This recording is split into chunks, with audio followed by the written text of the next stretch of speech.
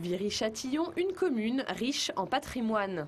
Le domaine du Pied de Fer avec son bassin circulaire, ses arbustes taillés en taupière, il est le vestige d'un parc beaucoup plus vaste, construit au XVIIe siècle dans la pure tradition du jardin à la française. Les bâtiments qui abritent les services municipaux servaient alors de lieu de villégiature. On y aménagea un nymphée.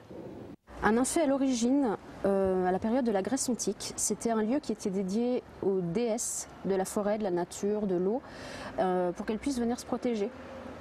Et c'est une forme d'art qui a disparu entre la Grèce antique et le XVIIe siècle et qui est revenue à la mode au XVIIe siècle avec l'apparition des jardins à la française. Outre la particularité d'être aménagé dans une pièce intérieure, le nymphée est entièrement tapissé de coquillages. L'élément principal que l'on voit en rentrant, ce sont les coquillages.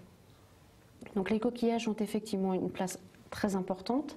On trouve aussi de la pierre meulière. Toute la pierre ocre et la pierre noire, c'est de la pierre meulière qui a été teintée.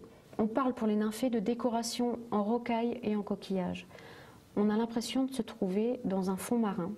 Une atmosphère que les visiteurs peuvent découvrir grâce aux visites guidées organisées par l'Office de tourisme.